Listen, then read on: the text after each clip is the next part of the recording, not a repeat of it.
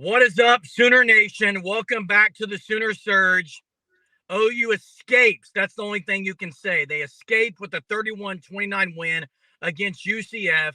Before we get started on this quick takeaway video, make sure you subscribe to the Sooner Surge. We have a lot of things coming your way, and you need to be a part of it.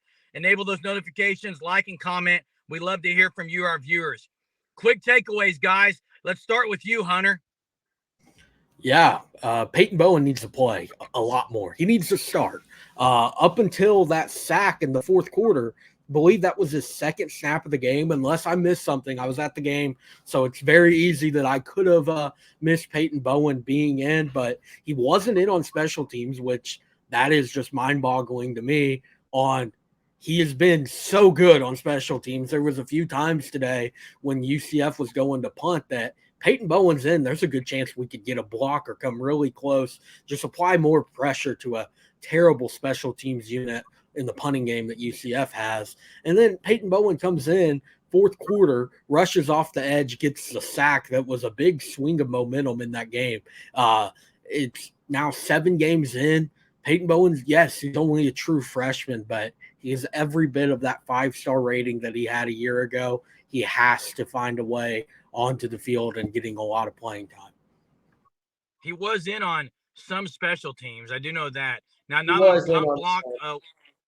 He was in on some special teams, and he did have the not big punt sack. block though. Not on punt blocks. Not punt block. You're correct, and he continues to make big time plays. I will say that too for him. I'd at least like to see him rotating in a little more. Dolby was pretty good again today, I thought.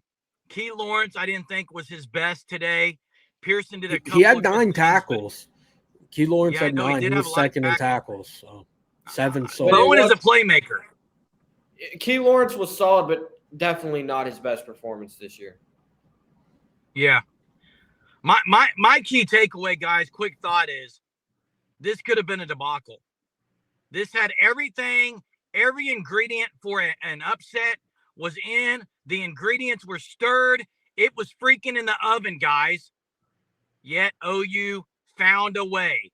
My quick takeaway is OU was able to find a way in a game that they would not have found a way last year. Promise you that. The Schmitty effect is in full effect because OU is doing some things in the fourth quarter against teams that they couldn't do last year. Second year into Schmitty, I give kudos to that. They were able to run the ball when they couldn't run it all game, guys. They were able to find a way. Dolby made a massive play on that trick of a horrible call. I thought horrible 2-point conversion, but in the end, OU gets the W, and that's what matters. 0 in the loss column, boys. Yeah, I think it was a pretty good drawn-up play if it would have worked. Like, I liked the thought behind it, but OU just shut it down. Kendall Dolby was there. Then you had, I think, 2 guys in coverage to who he was going to throw it to on that double pass. That was an impressive play from Kendall Dolby. You can see why Brent Venables talked the way he did about him in the press conference this week. Yeah, that was Billy Bowman in the back of the end zone against their stud receiver, Baker, who had a freaking heck of a day today, guys. He was elite. But, yeah, the 0 in the loss column is what matters. Penn State actually did the exact same 2-point conversion to try to cut it to 20-14 today against Ohio State late in the fourth. Exact same play call. So both of those 0 for 2. But, yeah, this is just a way to get a dub because OU today was not good in many areas. Malzahn had him confused even on the defensive side of the ball. They were looking to the sideline more than they ever have, but it doesn't matter because they get the W. Brody? Yeah, my takeaway, and, this takeaway might have multiple takeaways in it, but I think Oklahoma really figured out some things offensively. And while it was not a good performance offensively, and they, kind of started to get it going later in the game, but I think they figured out, 1, Caden Green is your left guard. 2, Savion Bird's got to be the guy at right guard until McCade Matoyer is healthy. 3, Nick Anderson is an elite wide receiver. And 4, Gavin Sawchuk is here. That fourth quarter is exactly what I've expected from Gavin Sawchuk, and that's exactly what I saw from him in the Cheez-It Bowl. That's what we've been expecting all year. We finally got it, and now it kind of seems like maybe that can be the turning point for Sawchuk this season, and maybe he'll be the running back 1 or he'll be the guy right behind Marcus Major. But I think now we are going to start seeing a healthy load of Gavin Sawchuk as he continues to get better. And this is now when he can kind of take over that running back role. Yeah, you mentioned Savion Byrd. That's interesting to me because when he was playing, everything seemed to be going better when he got into the game. But McCade Matoyer came out for the extra point. So you would have to think if he's already again, it's an extra point. It was like one play. He might have been in on some other special teams play, but that was right after Caleb Schaefer went down. You would have to think he's back next week, or at least rotated in if he's already coming in this week. So what does that do for Savion Byrd? Well, in the situation, like they did this with Deshaun McCullough when they would suit him up and he'd go through warm-ups and then he just wouldn't play. That happened against SMU and Tulsa. I think they're just trying to get him in and get some reps, or maybe it was a situation where, they didn't have a guy to go in. They sent Matoyer in, but it is certainly a good sign. And I think, if he's not back next week, then we can't expect him back the week after that. So definitely good to see that Matoyer's already out there, at least going through warmups and being in on special teams. So if Matoyer is back, then Savion Byrd's going to go back to his backup role. But I think if we were to see Matoyer miss, it'd be Savion Byrd.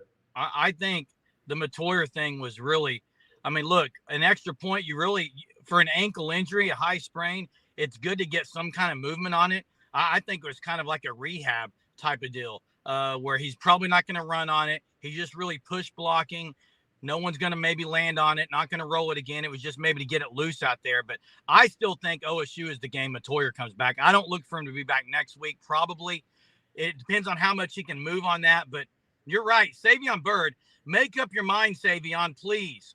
OU needs you to be the physical guy you are, but this has to be a weekly thing, not an every other week or every third game thing. So maybe he figures that out. I still think he can be better in pass protection.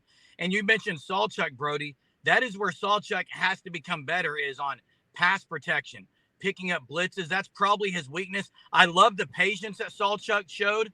And then once he saw the hole, he was able to use his speed to get through there.